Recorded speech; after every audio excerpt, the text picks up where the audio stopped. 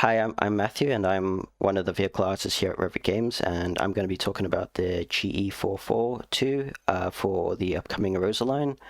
And I'll be showing off some of the modeling and texturing that we put into this loco and some of the coaches that go along with it.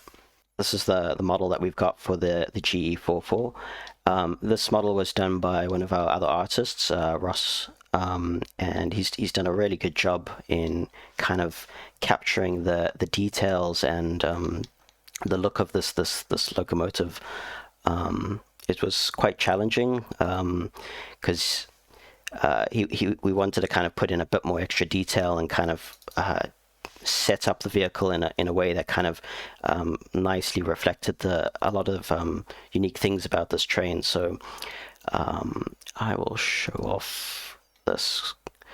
So one of the nice things about this train is it's got unique crests that we've modeled into this locomotive, and we've set them up so that we can have all these different kind of crests.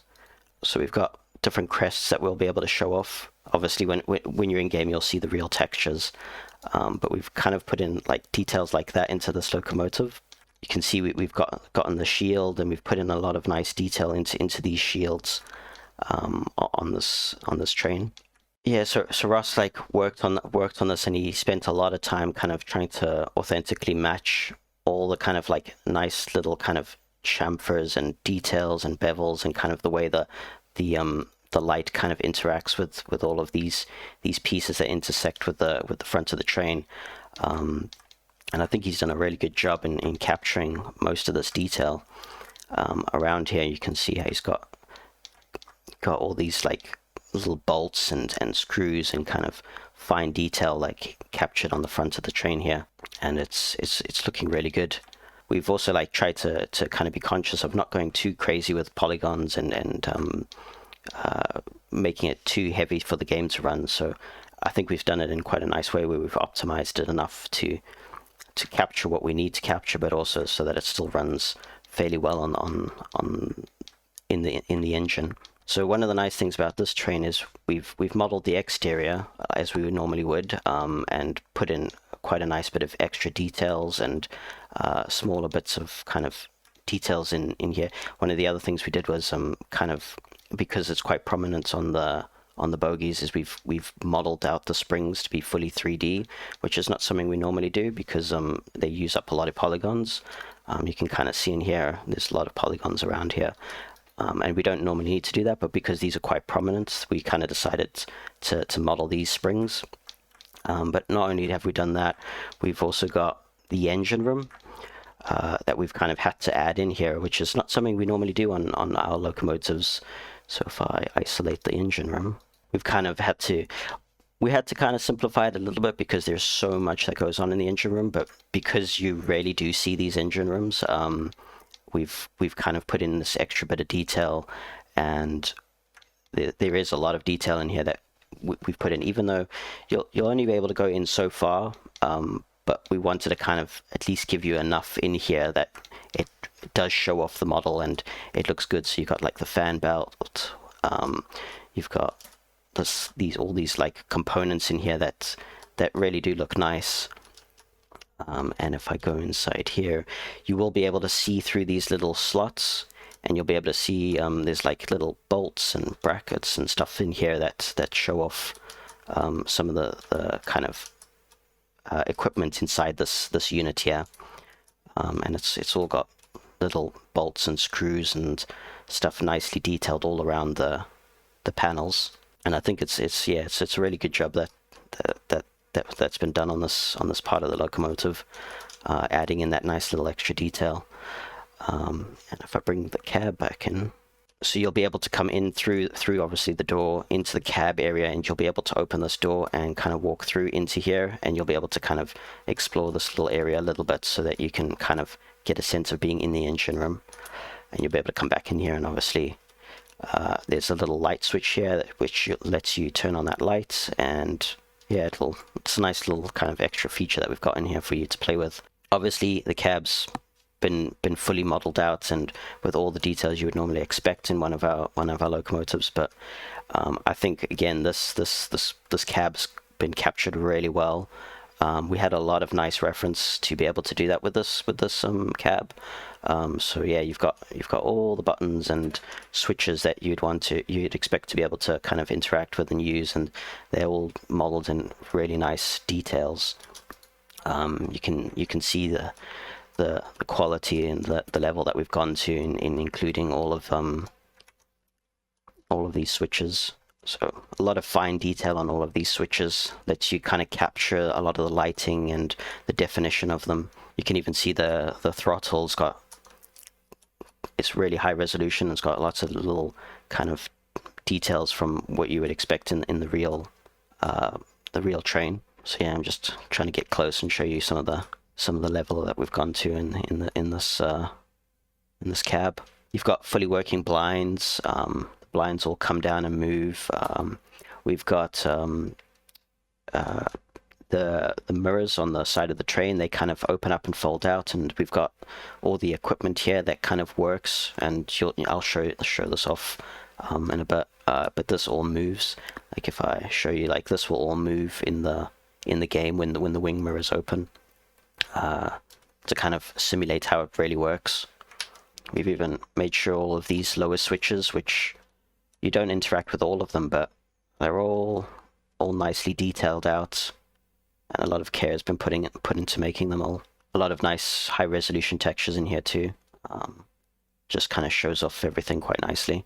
And I've turned the exterior back on, so you can kind of see the wipers and all of those little bits of detail from inside.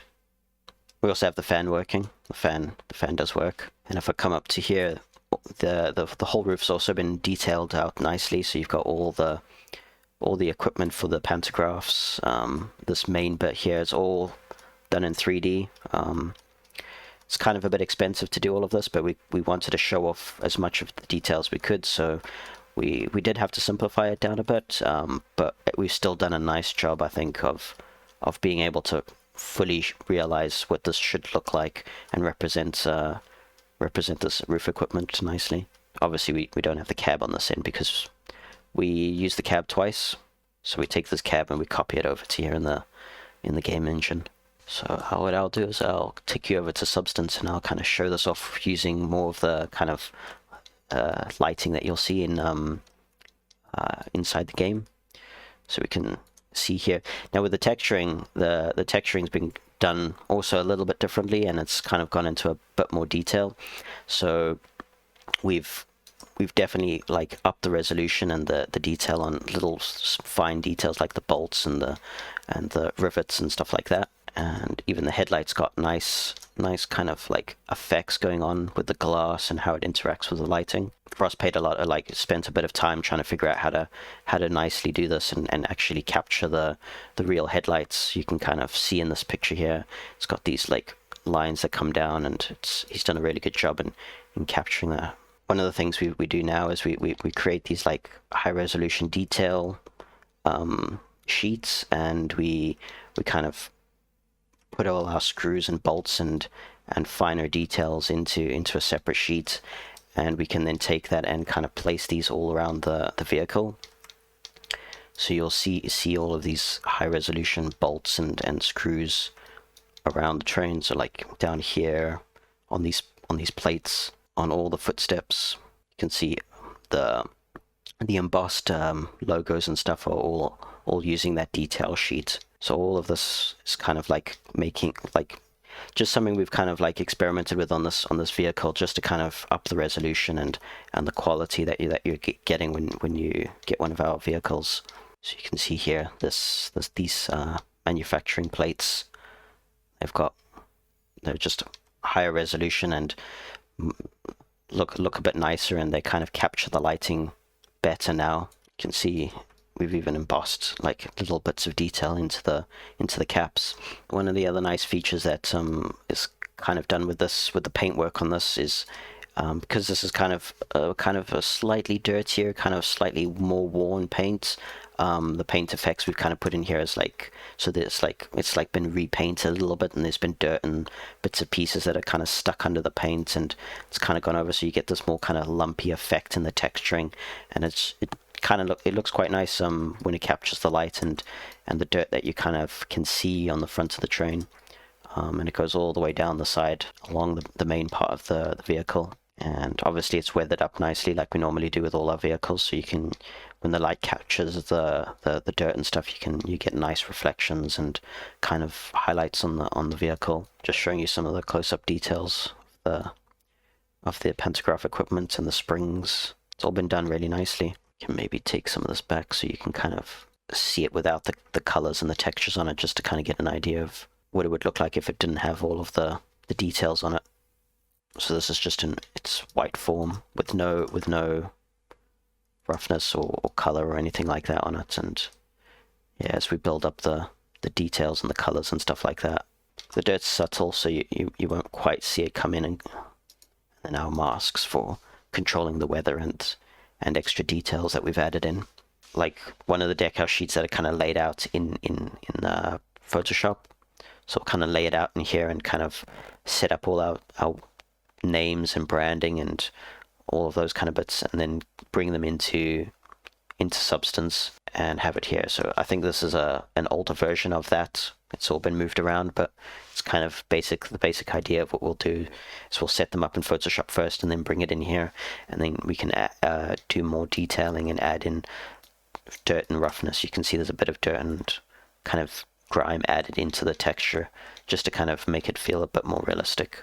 So we've kind of talked about the GE44, and I'll show you just a quick little look at the EW coaches that are coming with the 44.